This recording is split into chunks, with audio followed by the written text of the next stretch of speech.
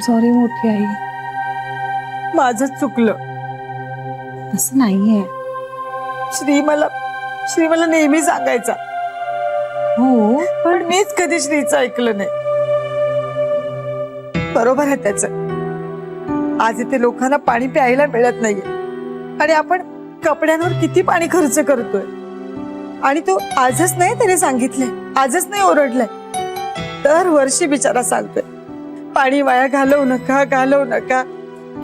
सरीचं लग्न जसं आपल्या घरात जोक बनलंय ना, तशीच ना श्रीची पर्यावरणाबद्दलची काळजी ना एक जोकच वाटायचा आम्हा सगळ्यांना.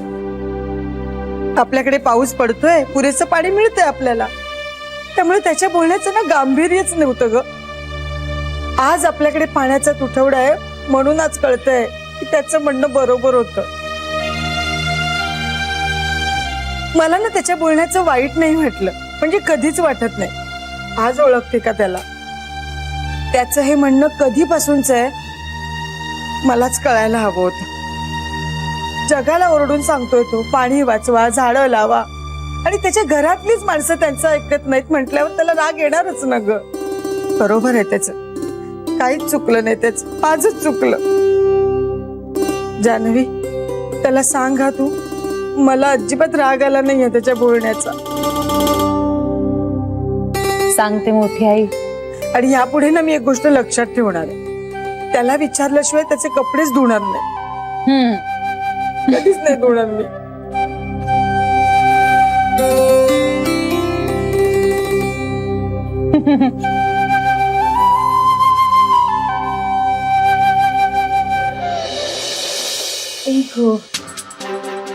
हो, कंबर मोडलं माझं.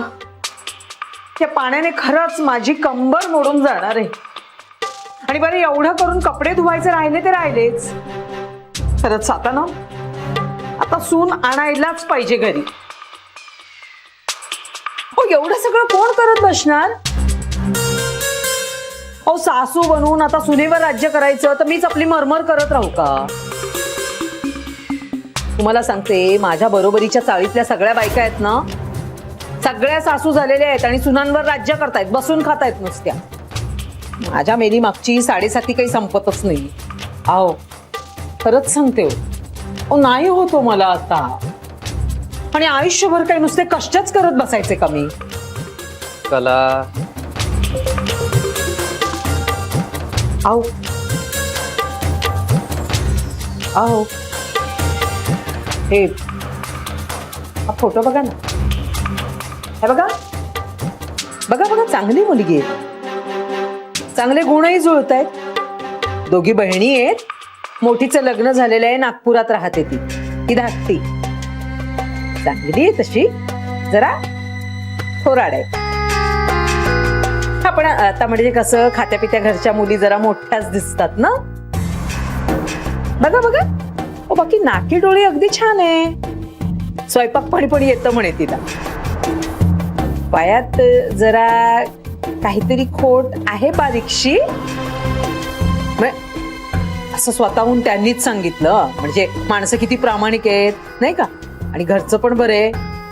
थोडी स्थूल असली ना तरी कामाला वाघ आहे म्हणे. बघा फोटो तरी बघा तुम्ही. कला, तू यात आता नको पडूस. म्हणजे तुला सगळं माहिती आहे कला. सगळं माहिती आहे म्हणजे? अहो पिंट्याचं आता त्या सटवीशी काही नाहीये. असं होतं का कधी? त्याने शपथेवर कबूल केलंय माझ्याकडे. कला, तू इतक्यात पिंट्याचं लग्न जुळवण्याच्या भानगडीत पडू नकोस. मग काय करू? घरचं सगळं करून मी मारू का? अगं, घरात सून आणायची आपल्याला, मोलकरीण नव्हे. सुनेचं आपल्या मुलाशी मनाचं नातं हवं, निवळ पैशाचं नाही. हे बघा, हे मनाबिनाचं नातं आहे ना, सगळं लग्न झालं ना की आपोआपच होतं. आणि त्यानेच मला स्वतःहून सांगितलंय की त्याचं आता त्या टवळीशी काही नाहीये म्हणून. मग उगाच तुम्ही त्याला फूस लावू नका. आणि मी काही त्याच्या मर्जी विरुद्ध लग्न लावणार नाहीये. त्याच्याशी मी बोलते बरोबर, तुम्ही नका मध्ये पडू. आता एकदा त्याच्या लग्नाचा खेळ खंडोबा झालाय ना, आता मी त्याचं लग्न ह्या मुलीशी लावणार म्हणजे लावणार. नाहीतर तुम्हाला सांगते कला म्हणून नाव नाही लावणार मी.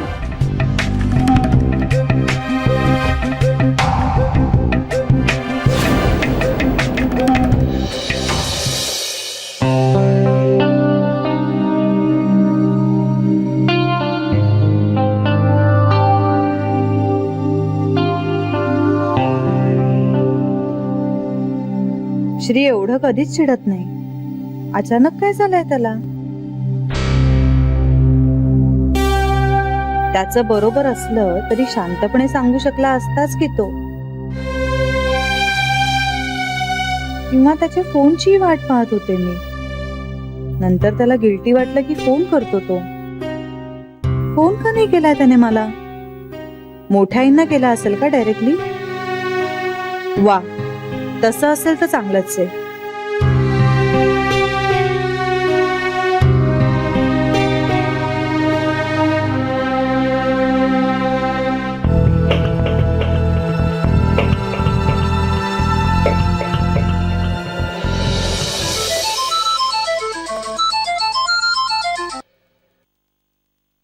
हा बोल ग. बोलू शकतोयस हो बोल ना, अर्थात बोल. तू अजून चिडलेलाच आहेस का? जान्हवी, सकाळी सुद्धा मी चिडलो नव्हतोच. मग काय होतं ते? तुला याच विषयी बोलायचंय का आता? श्री ऐक ना, तू असं नको ना वागूस. हे बघ, असं वागून तू तुझ्या बरोबर असलेल्या मुद्द्याला काय चुकीचं ठरवतोय? अरे चूक नाही रे, उलट तुझं बरोबर आहे हे सगळ्यांना पटलेलंच आहे ना. मोठी आई सुद्धा म्हणाल्या की श्रीचं बरोबर आहे, त्यांचं चुकलंय. हे ती अनेकदा म्हणाली मला.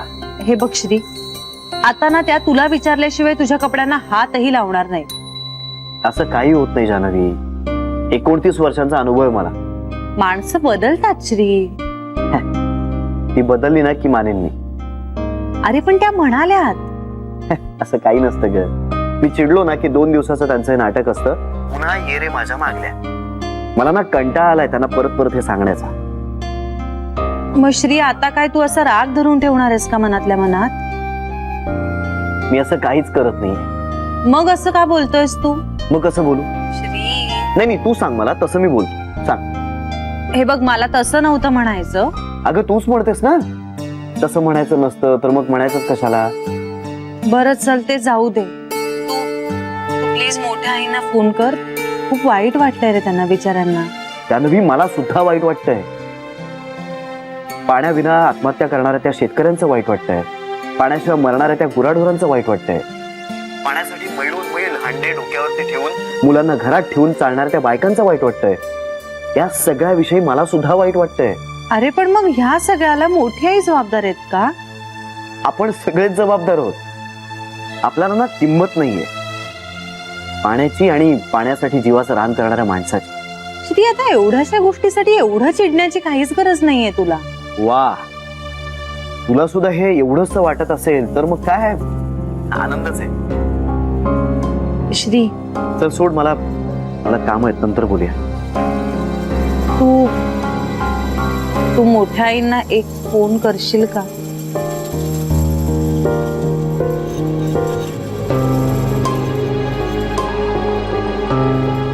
प्लीज, माझ्यासाठी. बघतो श्री. बघतो म्हटलं ना, काम आहेत मला. वेळ मिळाला की फोन करेन. Thank you Shree. Bye. Shree, I love you Shree. Shree, मला काम आहेत जान्हवी. ओके ओके, ठेवते. Bye bye.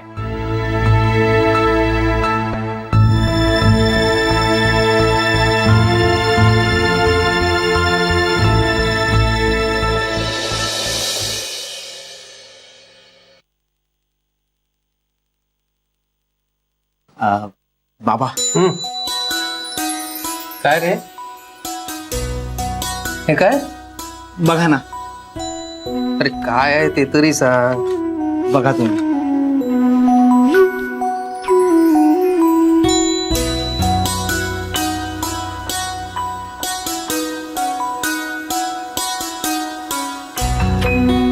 Confirmation letter. अरे वा. बाबा पाय पडतो. आयुष्यमान भव, अभिनंदन. शाबास. वा वा वा. अगं बाई, काय हा काय काय आहे काय? मला कन्फर्मेशन लेटर. अरे दाखव तरी. वा वा, छान. म्हणजे पगार पण वाढला ना रे? हो. किती मिळणार आता? 30,000.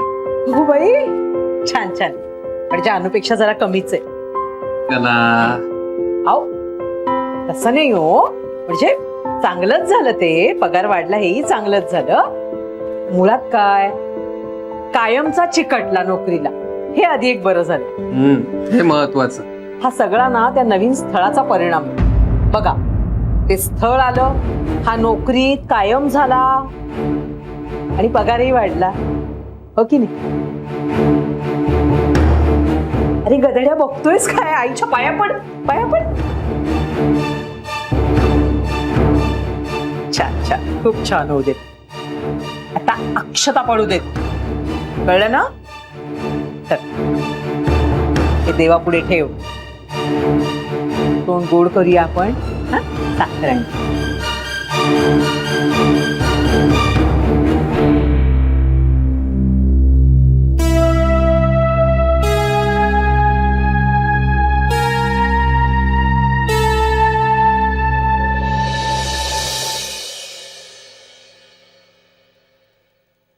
हाय. हाय. काय आज लवकर? मी लवकर नाही, तू उशिरा आलायस. हो. श्री, चहा घेशील का रे? काय झालंय का? नाही का? नाही, इतर वेळी ह्यावेळी कधी मला चहा विचारत नाहीस तू, आणि मी मागितल्यानंतरही देत नाहीस. अरे दमलेला दिसतोयस म्हणून विचारलं. नाही, नको. बरं, मग डायरेक्ट जेवशीलच का? नाही ग, मला भूक नाहीये. बाहेर झालाय काढा. श्री, सगळ्या जणी थांबल्यात तुझ्यासाठी. हो, मी त्यांनाही सांगितलं. काय? हेच खाऊन घ्या म्हणून. अरे पण श्री, आता 2 घास खाऊन घे ना. जान्हवी, बास ना त्या फॉर्मॅलिटीज. फॉर्मॅलिटीज असं नाही रे, पण आता सगळेजण थांबलेत तर मग त्यांच्या बरोबर थोडस ही तुम्हाला 1000दा सांगितलंय, हो की नाही? माझ्यासाठी नका थांबू, तुम्ही खाऊन घ्या. नाही कळत काय ना? बरं बरं, ओके. तू फ्रेश होऊन घेतोस का? मग बोलूया आपण शांतपणे.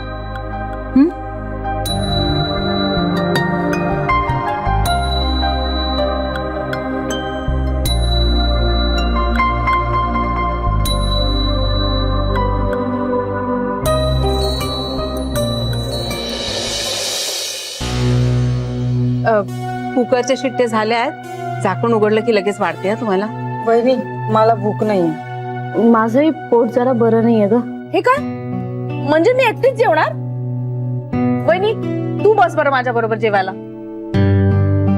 बेबी, अगं खरं सांगू का, दुपारी उशिरा झालं ना जेवण, माझ्याही पोटातलं अन्न हल्लंच नाही अगदी. हे सगळं ना खोटं आहे. खरी गोष्ट ही आहे की श्री जेवला नाही म्हणून तुम्हाला कोणाला जेवायचं नाही.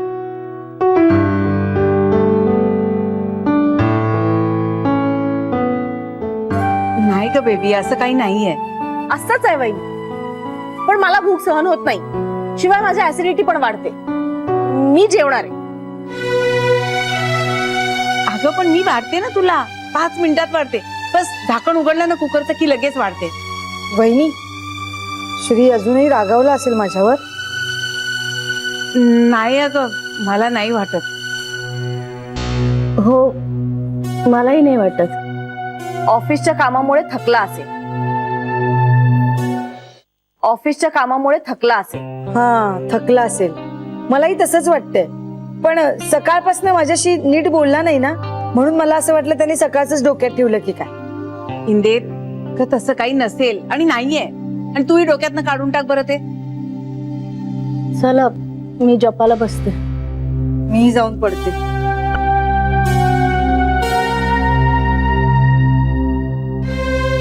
श्रीचं नक्की काहीतरी बिनसलंय.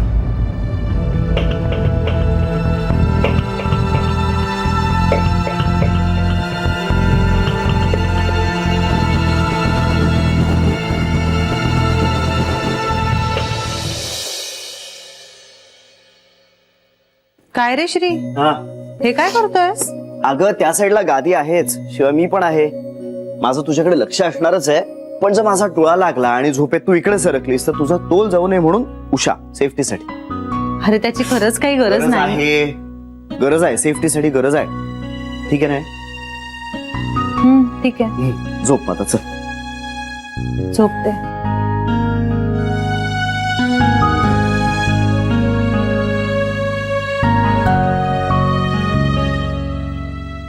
काय ग?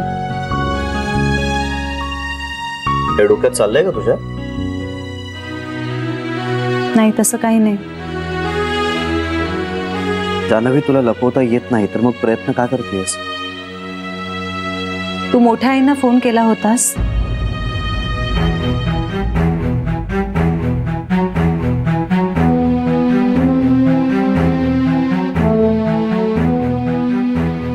विसरलो होतो. विसरलास? बरं, पण मग तू आल्यावर बोलला असशील ना त्यांच्याशी? अगं हो, लक्षातच आलं नाही माझ्या. श्री, अरे हे काय? हे काय? मी सांगायला विसरले, लॉन्ड्री बॅग येते. आता तुला तुझे जे कपडे धुवायचे असतील ना ते तू ह्याच्यात टाकत जा, म्हणजे तुझे जास्तीचे कपडे धुतले नाही जाणार. छान आहे ना हे? येस. मूड नाही आहे का तुझा? हो अगं, जरा दमलोय. ठीक आहे, मग झोप तू, आपण बोलू नंतर. गुड नाईट, झोप.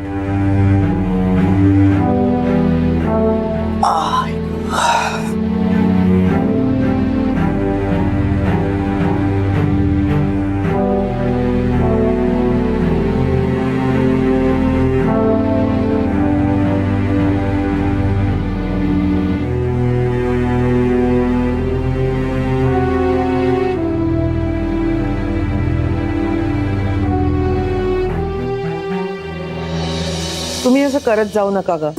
तुम्ही जेवून घेत जा. कितीदा सांगितलंय तुम्हाला. उगाच पोट मारून बरोबर बसण्यात कसलं आलंय प्रेम. आणि त्यांनी खाऊन घेतलं असेल तर तुम्ही का उपाशी झोपलात? तुम्ही जेवून घ्यायचं. आई, पण तो जेवला नाही आणि आम्ही जेवायचं बरं वाटलं नाही हो. इथंच चुकतं तुमचं. प्रत्येक बाबतीत भावनिक होण्याची गरज नाहीये. तो चिडला होता ना, पण त्याचा मुद्दा बरोबर होता. हो, आता त्यांनी एवढे वेळा सांगितलं पण आपण ऐकतच नाही, मग चिडणारच ना तो. हा पाऊस सुद्धा कुठे दडी मारून बसलाय कोणास ठाऊक. देव सगळं नीट करेल. तुझ्या त्या अत्यानंद महाराजांना सांग की जरा पाऊस पाडायला. ते काय करणार बिचारे, एवढे चमत्कार करतात ना.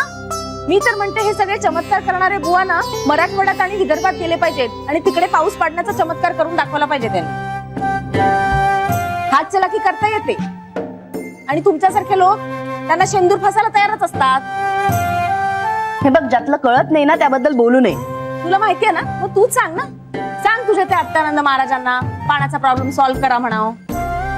आता कुठे गेली त्यांची शक्ती, गुड शक्ती म्हणतेस ना तू. बेबी जाऊ दे ना. अगं असते एकेकाची श्रद्धा. तिचा जीव रमतो ना त्यात, तर रमवू दे ना तिला. आपण कशाला बोलायचं उगीच प्रत्येक विषयात. हिंदे, तू एवढी शांत कायस? कसला विचार करतेस तू? अगं श्रीचा स्वभाव माहितीये ना तुला. हो, माझं चुकलंच. जाऊ दे ना इंदू वहिनी, सोड ना. कशाला उगाच वाढवायचं. तू त्याच्याशी नॉर्मल वाग. हा, म्हणजे काही झालंय असं दाखवूच नकोस ना. मला काय वाटतं, बाळ आलं ना घरात की सगळं काही ठीक होईल. मलाही तसंच वाटतंय. पण मुलगा ना अगदी श्री सारखा व्हायला पाहिजे. हो, श्री सारखाच प्रेमळ, केअरिंग आणि तत्वांवरून चिडणारा. पण समंजस आहे हा. आणि दिसायला ना हुबेहूब श्री सारखा हवा. तसेच डोळे, तसंच ना. तुम्हाला कुणाला अमृत सारखा नाही का चालणार?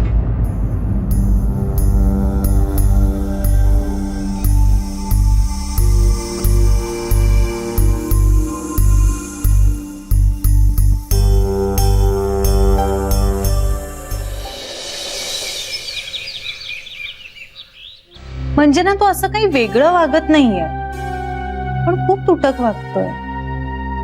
मलाच जरा विचित्र वाटतंय, कारण तो असा नाहीये ना.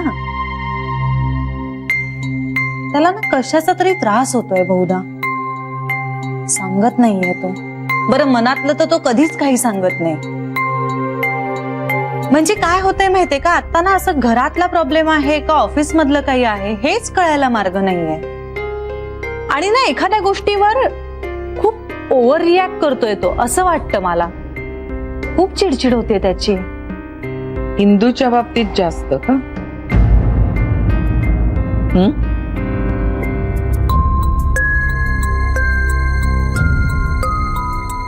आय्याजी म्हणजे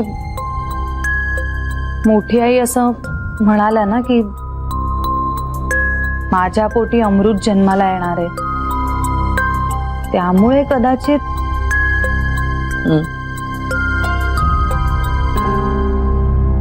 बापरे, तसा माझा अंदाज आहे. तुमचे अंदाज सहसा चुकत नाहीत. हा चुकावा असं मला वाटतंय. पण आईची पण म्हणजे मोठी आई असं म्हणाल्या की अमृत माझ्या पोटी जन्म घेणारे, हे श्रीच्या मनातनं अजून गेलेलं नाहीये. दुसरं काय असू शकतं? त्याची अडी धरून बसला असेल तो.